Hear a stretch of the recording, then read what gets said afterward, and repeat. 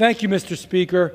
On December 21st, 1988, a bomb planted by Libyan terrorists detonated on Pan Am Flight 103, and it was flying over Lockerbie, Scotland. 270 people, including 190 Americans, 34 of which were from my home state, the state of New Jersey, lost their lives in this tragic attack. Over 30 years later, the Department of Justice announced the arrest and indictment of the alleged bomb maker. His trial is scheduled to take place in Washington, D.C., with pretrial hearings that are already underway. However, given the time that has passed and the attack's international impact, surviving families are generally older, and some of them are physically unable to attend these hearings. Others live scattered across the United States of America and the world, making it difficult to travel and to attend.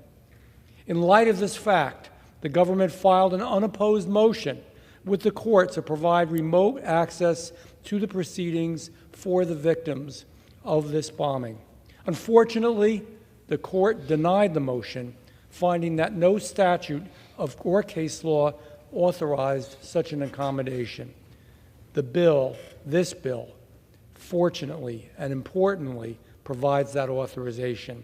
S.3250 provides the court with a limited one-time only authorization to accommodate the victims of Pan Am 103 bombing by making remote video and telephonic access available to these victims and their families. Additionally, there is precedent for this type of measure. Congress passed similar laws authorizing access for trials for victims of September 11th, and again during the COVID-19 pandemic. This bill is supported by the victims of Pan Am Flight 103, which is an organization comprised of family members who those that they loved were killed on the flight. Their unyielding resolve in holding those responsible for the murder of their loved ones is the embodiment of American tenacity and American spirit.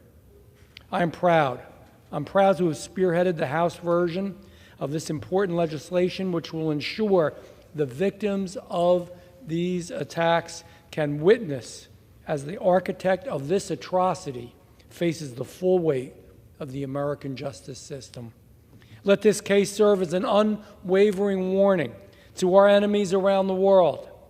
If you harm Americans, if you dare to strike at the heart of America, know this: there will be no refuge and no corner of the earth where you can hide.